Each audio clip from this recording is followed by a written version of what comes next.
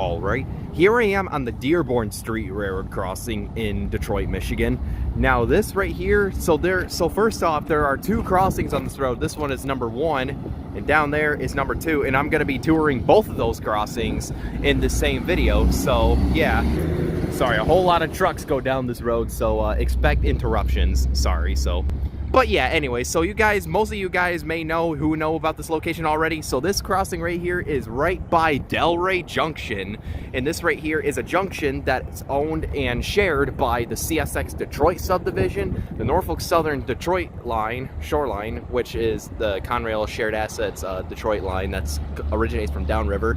And also down there, that crossing is owned by the CN Shoreline subdivision. And I think I did hear a switch get set, so I might have to make this quick. But yeah, it is a little weird through here because many lines go through this, but only one line owns the crossing, and it's CSX. And same goes with that one down there since it also interchanges with the shoreline. So yeah, I'm gonna go ahead and do this the best I can. So I guess with all that said, let's get on with the tour. So for the first signal, this has a Western Cullen Hayes double-sided base.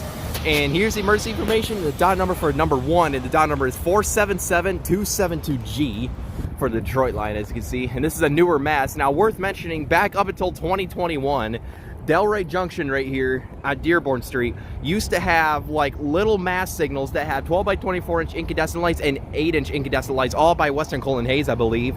And they were cool too. They had inverted 2-track signs and all that good stuff, and they replaced the old gate mechanisms with newer ones. But sadly, they tore all of those out and replaced these with these brand new Western Cullen Hayes mast signal setups. And as you can see, the inverted 2-track sign used to indicate there's 2 tracks here, but as you can see, the second track has been long ripped out.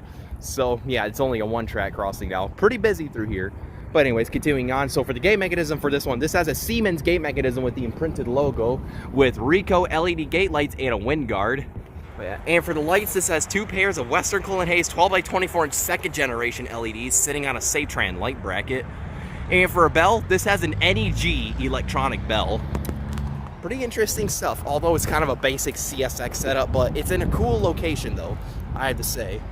So yeah, and also another thing worth mentioning, all 4 of these signals seem to run on their own flasher relay. And since this is a quad gated crossing, they all go down at the same time, unlike the crossing that I've seen recently in Indiana, which is pretty neat in itself. And these bells do ring all the way through as well. So yeah, I guess with that said, let's go on to the next signal, which is an interesting one. So for this one, this has another Western Cullen Hayes double-sided base. And here's the emergency information once again. And as you can see, the friggin' crossbuck, the wind guard, and the stop on red signal sign face towards the gate, which as you can see. And speaking of the gate mechanism on this one, is another Siemens gate mechanism with the imprinted logo.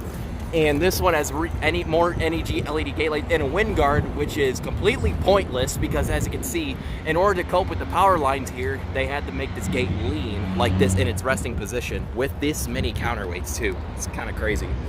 But yeah, and for the lights in this one, this has 2 more pairs of Western Cullen Hayes 12 by 24 inch second generation LEDs sitting on a Satran light bracket. And as you can see, they're facing towards the road, towards the gate. It looks pretty weird from this angle, ain't gonna lie. And for a bell, this has another NEG electronic bell. So yeah, pretty neat stuff. And the signals that were here in the past also had NEG electronic bells, but some of them had General Signals Type 1 electronic bells that were all eventually replaced. So yeah. So with that said, let's go ahead and cross the street to the next 2 signals. So yeah, here's the next signal right here, which probably has the most amount of original equipment remaining out of it because this crossing is merely of a shell of what it was. So for the next signal, this has a Satran double-sided base. And here's the emergency information once again. And for the gate mechanism, this has another Siemens gate mechanism with the imprinted logo, which I believe replaced an older Satran gate mech in the past.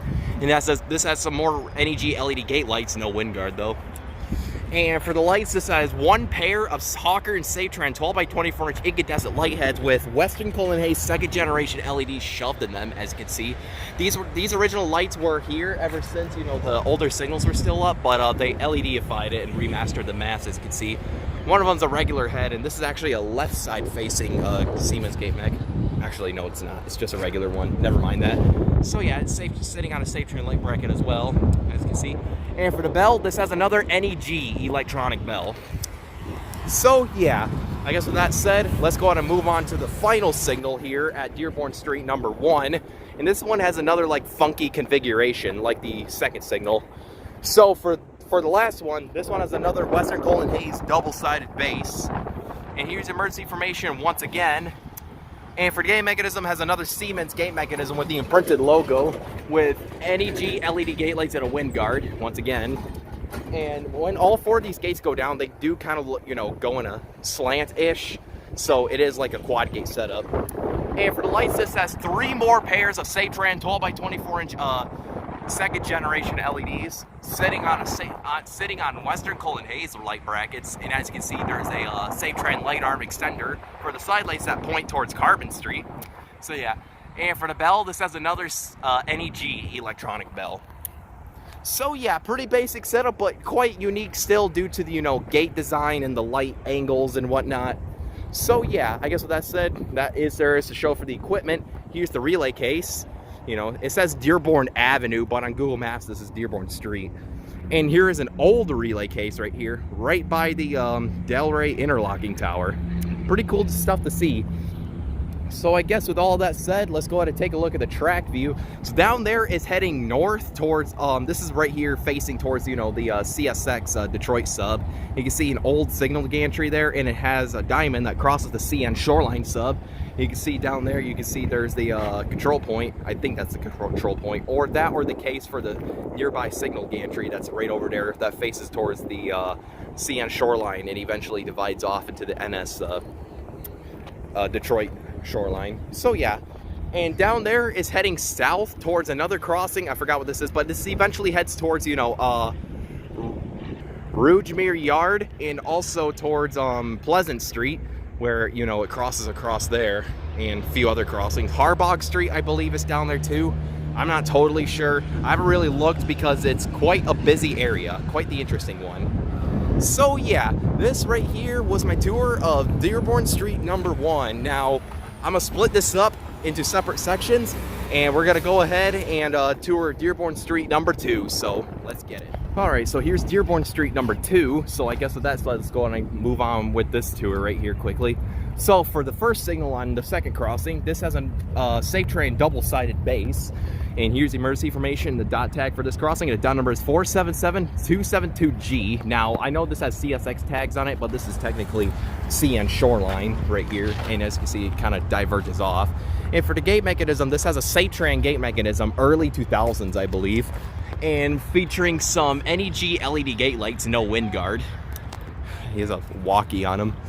And for the lights, which is a surprising part, this has 2 pairs of Satran 12 by 24 inch incandescent lights sitting on a Satran light bracket. And as you can tell, they have seen better days. Like, the discs are bent. This one has paint chipping off. This one is a little warped in the light heads. They're falling apart, but they still work really well, which is insane. But yeah.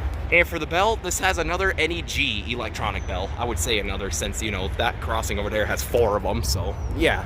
It's just all NEG e-bells, it seems like. So let's go ahead and cross the road here and get to the final signal of this road, or the second and last signal of Dearborn Street number 2. So here's the last signal right here, has another Satran double-sided base, and here's the emergency information once again. And for the gate mechanism, has another Satran gate mechanism, early 2000s, with some more NEG LED gate lights and a wind guard that they recently slapped on. And for the lights, this has 2 more pairs of Satran 12 by 24 inch incandescent lights sitting on a Satran light bracket. Yeah, them light heads they're in rough shape. And for a bell, this has another NEG electronic bell. So yeah, I'm not sure what these bells were placed in the past. Most likely some like GS Type 1s or Type 2s or something like that. So yeah, this right here was my quick next section of Dearborn Street number 2. Or there's the relay case. As you can see, it says Dearborn Avenue on it once again. So yeah, I guess with that said, let's go ahead and take a look at the track view. So down there is heading north towards a CP Autorack train that's stopped right there. Well, it's actually a manifest with Autoracks in the back. So we're gonna see if that'll move eventually, but you know, as you see, it diverges off, and eventually it will become the Mount Clemens sub because it's the shoreline. So yeah, and down there is heading south towards Pleasant Street, I believe. Yeah. And eventually towards River Rouge Yard as well. So yeah, it heads down to more crossings and also a bridge. So I believe after it crosses that bridge, it becomes Pleasant Avenue.